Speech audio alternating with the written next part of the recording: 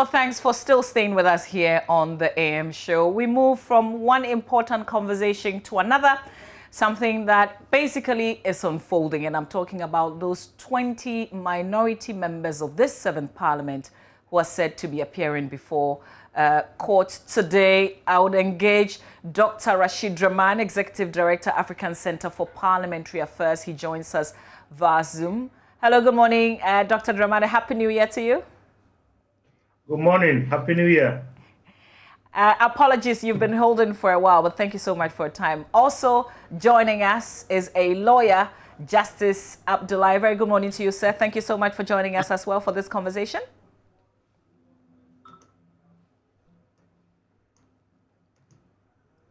Hello, Mr. Justice Abdullahi. Yeah, hello, good morning. Good morning and a Happy New Year to you as well. I believe you can hear me. Yes, I can hear you now. Many returns. God bless you all. Okay, great. So, gentlemen, we've got a report to put this conversation into proper perspective. I would like to play back if you don't mind. So just hang in there. Let's listen to the full report. We'll come back for a conversation. Here we go. And so there are 20 MPs, like you pointed out, and Peter Otokono-Boamah making 21. The names there is Haruna Idrisu, who is the minority leader. There is Mohammed Mubarak Muntaka, who is currently the minority chief whip. There is Samuel George. Okay, so I'm sorry, it's not a report, not quite a report that we have, but I'm sure that you are familiar with the fact that 20 members of parliament in the minority caucus have been charged with unlawful assembly following that march to the Electoral Commission to present a petition. This happened on December 22nd. In addition to the MPs, the National Democratic Congress Deputy General Secretary Peter Boamah Otokono has also been charged with the same offense. They are said to have failed to notify the police before their march. The statement of offense said they unlawfully assembled and conducted themselves in a manner likely to cause persons in the neighborhood reasonable fear where a breach of the peace is likely to be occasioned. And, you know, it's on the back of this that we have this conversation. Let me start with you, Dr. Draman. Have you witnessed anything like this? And when I talk to you, I guess because of your familiarity with our parliaments and others on the continent, I like to start with a bit of history, if there is any. Has anything like that happened? Well, yes, I think a lot of these have happened before, and I would want to say we've seen this in countries that don't pride themselves as democratic as we are, in terms of the response that the state has brought to bear on instances where members of parliament have taken to the streets to express certain concerns. So yes, this has happened. I've seen it happen before in many places, and often the response has been quite disproportionate. But I think those are countries that are nowhere near where we are in terms of our democratic credentials. And that is why, for me, it is a bit surprising to hear that these MPs are being charged. And maybe I'll get to my reasons for that later. Okay, great. But are you disappointed that, first of all, they went on this march to present a petition at the time without notifying the police? No, I'm not disappointed. You know, I know that I'm not a lawyer, and I know members of parliament in particular who the lawmakers of our land have to make sure that at all times, they comply with the laws that they make. But Mamavi, we are witnessing, times that are not normal, and I think that, in the interest of making sure that the tension, particularly in the weeks just following the declaration of the results, at the time that the members of parliament marched the Electoral Commission's premises. I mean, would have thought that given the situation that we found ourselves in as a country, perhaps maybe a different approach would have been used to look at this, to look at the match, particularly because you want to give space to people to vent out their, if you like, let me qualify it carefully, their frustrations or any concerns that they have. And these are, even if unlawful, these are members of parliament, and I don't think that they were going to inflict any harm on the electoral commission and its officials. Let me bring in our lawyer in here. Mr. Abdullahi, first of all, what do you make of this development? Some persons have said, oh, the police has time to actually pursue this matter and get to the point where these minority members are due in court today.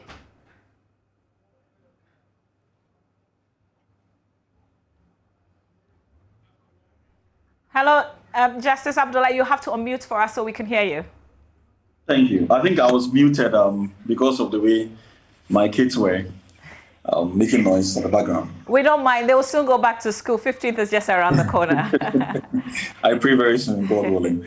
Now, indeed, as I was saying, I am impressed with the swiftness with which the police have acted by putting together the necessary processes to get the members of parliament to court. I am impressed because we hardly see that happen in this country. I have made my position well known that political crimes at all levels, for whatever form or shape it takes, must be prosecuted because indeed, for me, it is the reason for a lot of the indiscipline and indeed the unsolved crimes that we have in this country. I think it is thwarting our progress in a lot of ways, and so I'm indeed impressed that these steps are being taken, albeit unexpected, particularly to members of parliament. I have to be completely honest that I do not expect this to see its full trial. A trial to the end, and indeed for conviction to be secured. I do not hope. I do not think it would happen because I think we are all witnesses to how we handle matters in this country, and so clearly I have no faith that this is going to see the full length of the issues involved. Having said that, and being impressed with the prosecution of this issue, I would be hesitant to say that indeed the selective nature of prosecution of political crimes in general, in particular with regards to this election, is, however, very unfortunate and not in accordance with dictates of the rule of law. I understand that indeed the police would have their own discretion as to what crimes to prosecute and what not to. But we've witnessed a lot of crimes run up to this election, or at least from the 7th, in fact, right from the days Hawa Yakubu pulled a gun and shot into the air when the registration exercise was being conducted by the Electoral Commission. We've seen her walking around, an attempt to prosecute her, got the investigator transferred from his region to somewhere else that he would not even have the opportunity to oversee the matter. And I understand that some...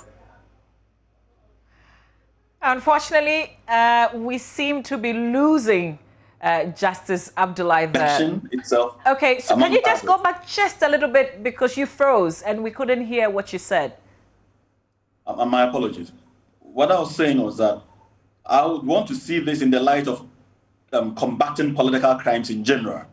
And to that extent, the selective nature of this is what I am not happy with, because particularly when we all know of the Hawa Yakubu incident, sorry, is it Hawa Kumsen? Hawa Kumsen, who was alleged to have shot into the air during the days of the Electoral Commission registration exercise. Okay, so and indeed, not to cut you, but I take it that you think that indeed these minority MPs breach the law. I would not be able to say with certainty, but I can say from the perspective of the police that they have breached the law. But I am not. I'm only a lawyer, and so I cannot confirm. It is only a judge who can indeed make that pronouncement that they have indeed breached the law. Okay, so essentially, I guess what I'm asking and is, then sentence them. Okay, I guess what I'm asking is, what they embarked on, does that constitute unlawful assembly? In your view, I know lawyers have different perspective. Yours could be different from another lawyer's. From the bare facts of it, it does appear to be so if the police was not notified. Okay. And the reason why I'm hesitant to make a firm pronouncement is because these persons have been put in court and their rights is at stake. Okay. My pronouncement or otherwise could affect the possible outcome of the case. I totally respect that. Public opinion. I respect that. So that is why I'm hesitant to put it that way. Great. However, that is what the police is saying. And all right. I'm sure if they have any defense, they will be able to indicate that in court. Okay. But clearly, if you do embark on a demonstration or anything close to that without notifying the police, per the Public Order Act, that is a crime. And that is an offense that you probably may have to answer to. All right. There's another angle.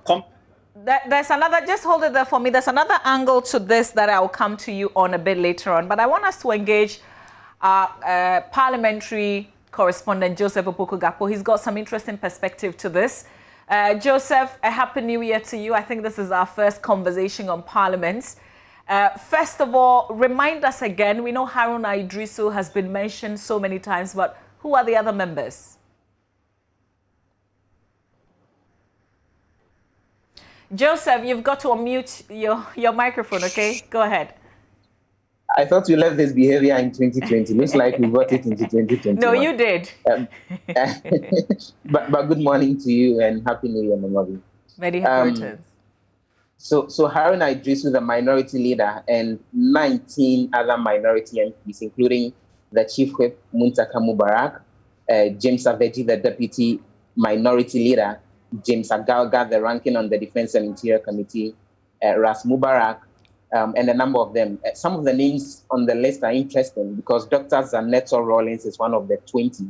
I don't recall spotting Dr. Zaneto Rawlings there on the day that the entire incident unfolded, as well as a number of others, including the Mbele MP, Kofi Boy, and others. And additionally, Peter Boama Otukuno, who is the Deputy General Secretary of the NDC, is the 21st person who's been added onto the minority MPs, and these charges have been thrown up against them. And Joseph, there are some of the MPs who say they're going to trigger some form of immunity that they have because they're parliamentarians? So if you read Article 117 of the Constitution, and I'm not a lawyer, so maybe I may wrongly interpret it, but of course it's English, so I could just read it so we all make our judgments of it. Article 117 is categorical that civil or criminal processes coming from any court or place out of Parliament shall not be served on or executed in relation to the Speaker or a member or the Clerk of Parliament while he is on his way to, attending at, or returning from any proceedings of Parliament. So that covering is there that when it comes to an MP, a Speaker, or a Clerk of Parliament, when they are going to Parliament, attending Parliament, or returning from Parliament, you can't serve on them any court summons, and you can't execute any criminal processes in relation to whatever they may or may not have done. So we've seen precedents where, for example, you recall just about a week ago, Inus Afuseni was to be invited by the police CID for interrogation when he said John Mahama, the NDC flag bearer, should declare himself president-elect and form his own government.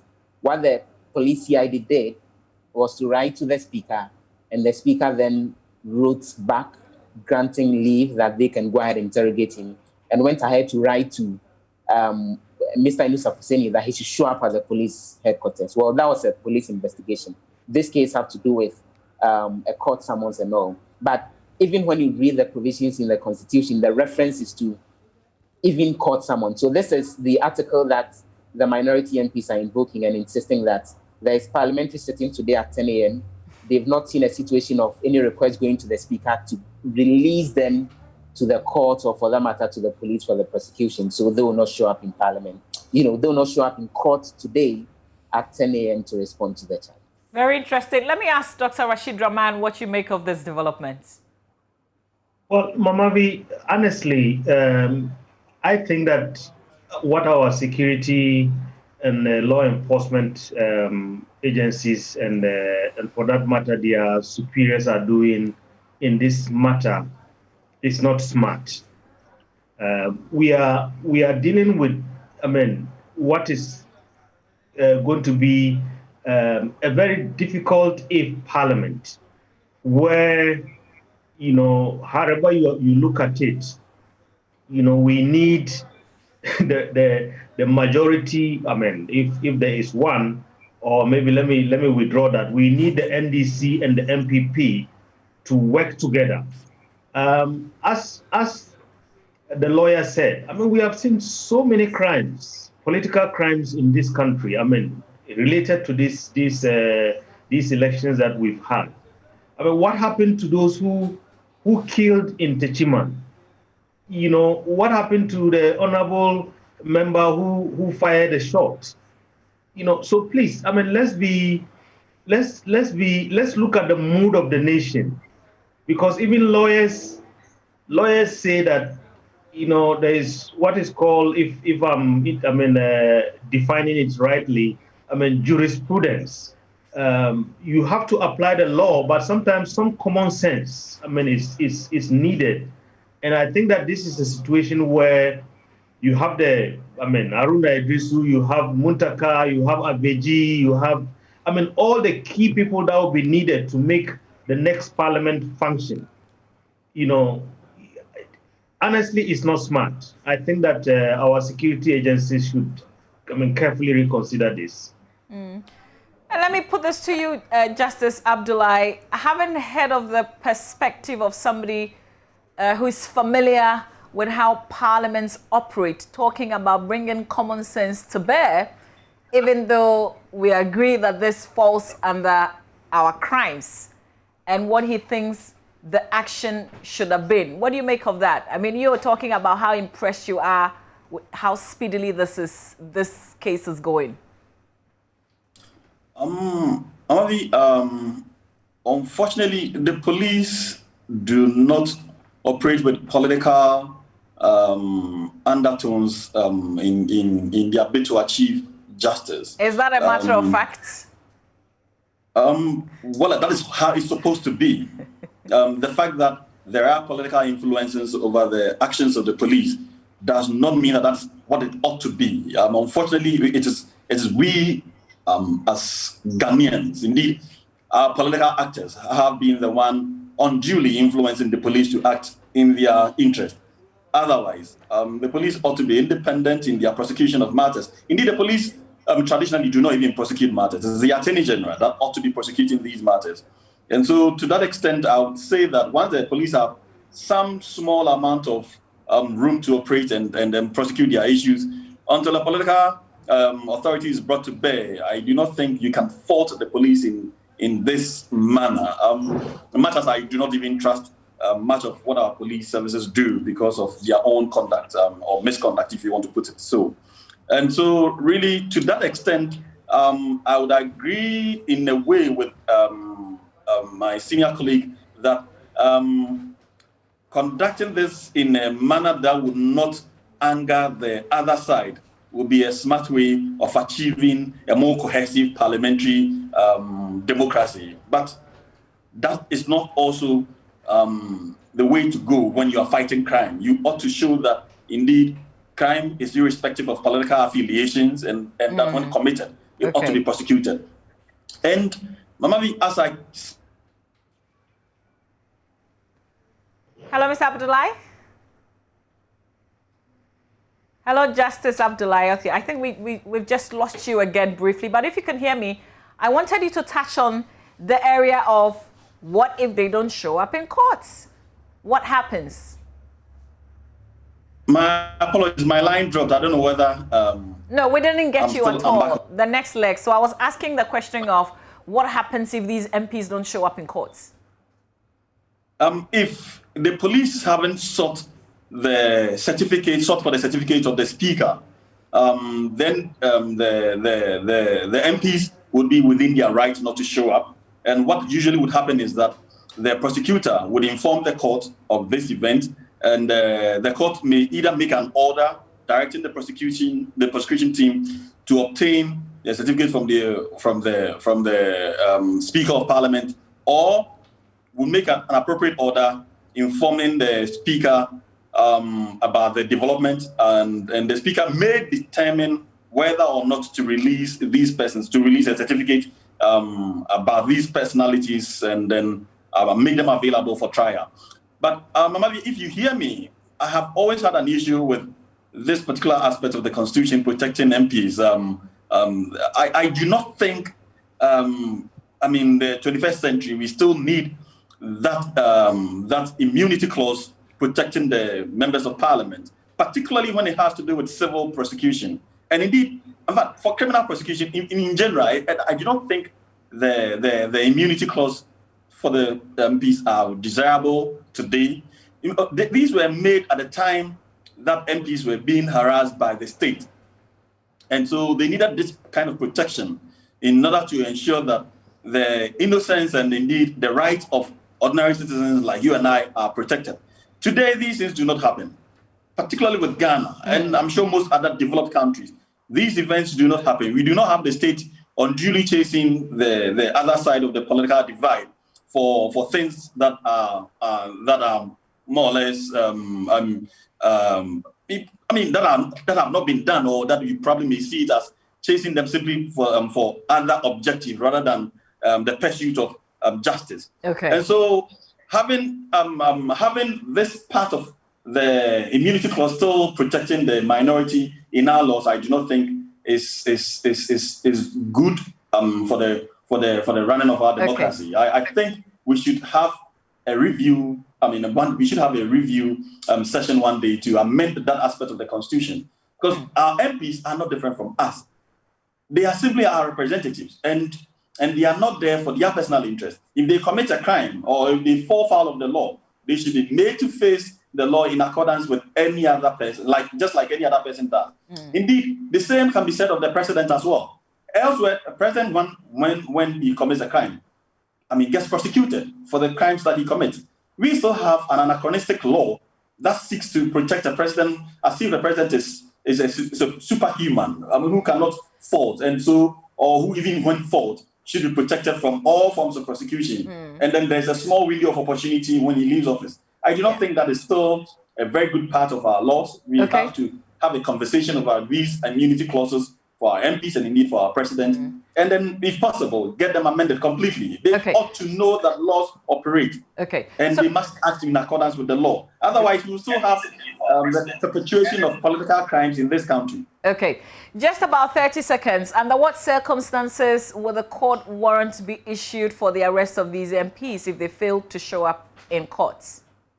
If it turns out that indeed the Speaker's certificate was sought for and was obtained, and the MPs, possibly out of ignorance, did not know, and so as a result did not show up, then a warrant of arrest could be issued for their arrest, and that would be a very bad precedent for them. I do not think that is what they would want to experience, because to be arrested on your blind side, and when they are arrested until the next court sitting, they can never be released by anybody, for that matter. And so I think that embarrassment and the show of force and power is not something that they desire at this moment. Okay. So I would strongly urge them to cooperate.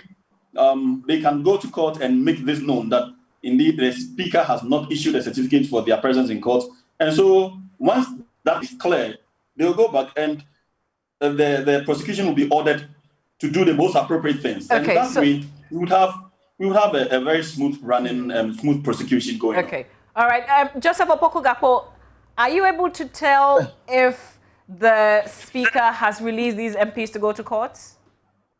From the indication we get, these documents were dropped in the pigeonholes of the members of parliament without the indication that the speaker had actually been informed and the processes have been cleared up at the level of the speaker. That's the indication that we're getting is the case, which is how come the minority MPs are insisting that they are not going. But the hint we're getting is that even if they don't show up, they may send up a legal, they may send through a legal representative to go explain things to the courts about how come they are unable to show up.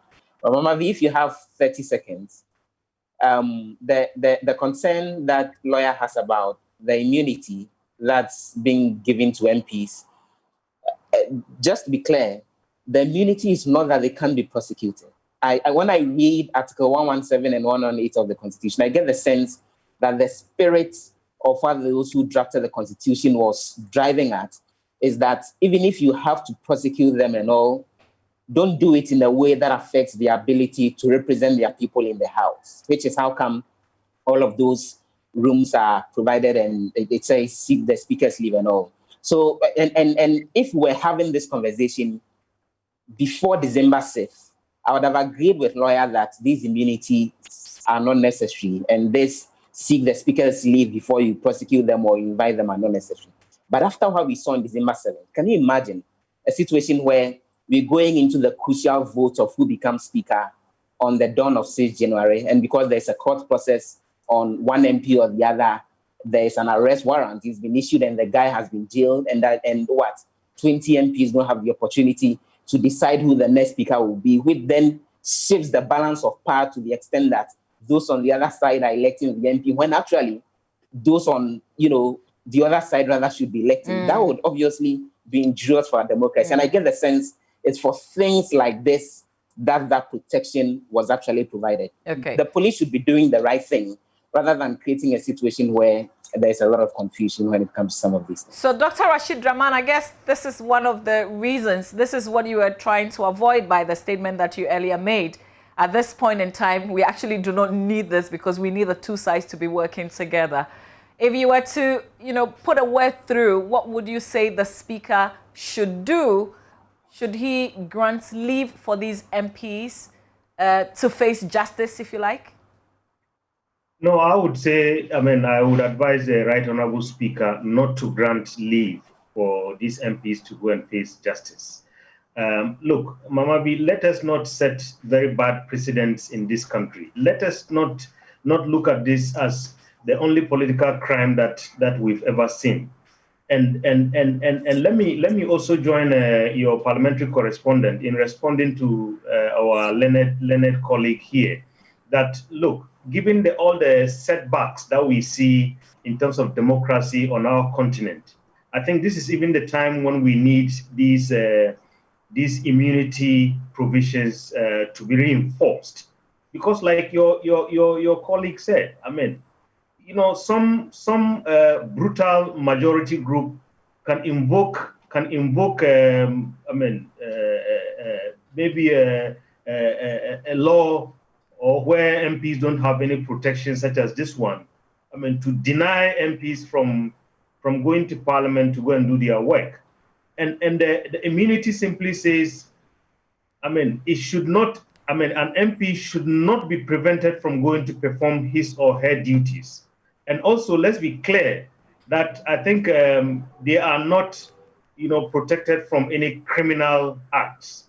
So, just to say, I think these provisions are very much needed, particularly at this time in our country, and also given what we see in most developing countries, where democracy is facing a lot of setback. All right. Dr. Rashid Rahman, we'll leave it here. Thank you so much for your time on the show with your perspective. If I may address this. Yes, I will come to you. I will certainly come to you. So please go ahead then. I just wanted to send Dr. Rahman off. Very well. So this is it. See, the mistake we make in making these laws, such special events like this, at the time we were drafting the 1992 Constitution, the framers also had these similar concerns. Okay, whilst we are frozen with his feed, Joseph Opoku-Gapo, Parliament is back 10 a.m., so we'll see how this plays out. we'll see whether or not the MPs stay away from this court session, right? Yes, we all wait to see. The House is supposed to deal with a number of items, including approving their new standing order. They are supposed to deal with the ex-gratia package for the executive arm of government. We understand there are a number of loan agreements that they need to get done between now, actually today, because the president will be delivering the State of the Nation address tomorrow. And then on Wednesday, it will just be the final sitting. So it's a very crucial day in Parliament, if you ask me.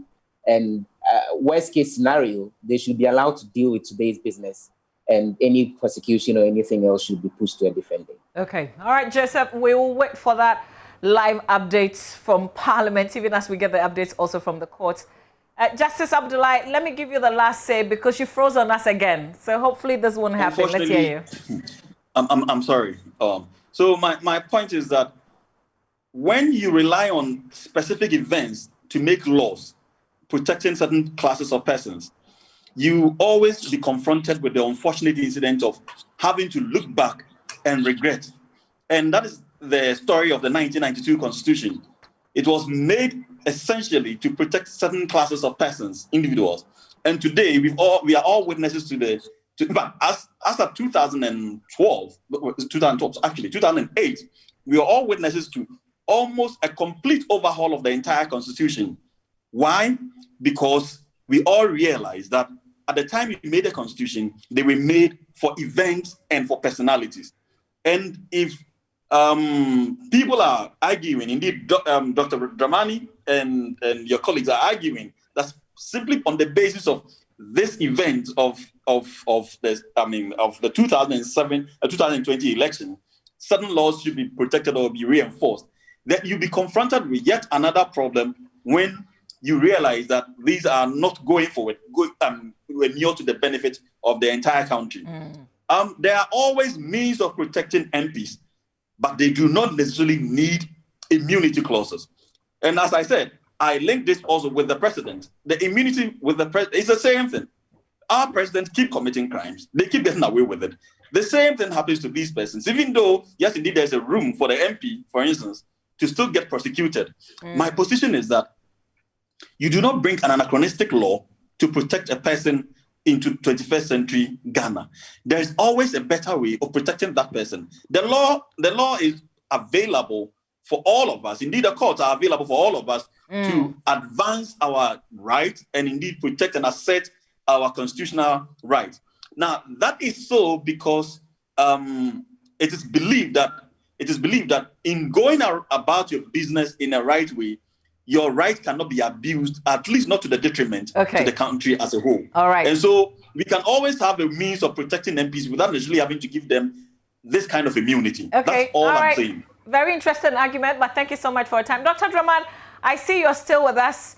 It will be interesting if this new standing orders, what Joseph was just telling us about, if this is passed, because some have argued that what Parliament is dealing with now really should have been scrapped a long time ago. So hopefully if that happens, we should have another great conversation soon. Yes, I hope, given what we are witnessing, I think that there is a lot in the standing orders that will need to change. And I hope this is an opportunity for them. But for instance, the standing orders talk about minority and majority caucuses. Now we are facing a situation where we don't have a majority, we don't have a minority caucus. I mean, I've seen this happen in a country where all of a sudden they woke up one day and then there was a new parliament and then there were several different parties in the parliament. And then the smaller party said, look, these standing orders are not made for us because they were made at a time when, the framers, were not thinking ahead. They were just thinking that parliament was going to remain the way it's been, over the years. And I think if they will be minded, I think that this will be an opportunity to try and look at the situation they are facing right now. And to think ahead. And also, Mama B, let me just add this, that this is a conversation I've had with the majority leader many times before, that, let's look at a situation where it is not only the majority party that takes the leadership of all the committees in Parliament. In some parliaments, they try to find a way of sharing power and dividing some of these responsibilities. I think this is at our doorstep right now, given the situation that our country finds itself in. Very interesting perspective you share there. Dr. Rashid Rahman, we'll leave it here. Hopefully we'll get to have another conversation tomorrow on what happens in Parliament today. He's the Executive Director of ASEPA. We had also in this conversation a private legal practitioner, Justice Abdullah, and of course our court correspondent, Joseph Opoko Gakpo. So very interesting thing happening in our country today. Be sure that we'll give you all the update. Right now, though, I have to make way for show business.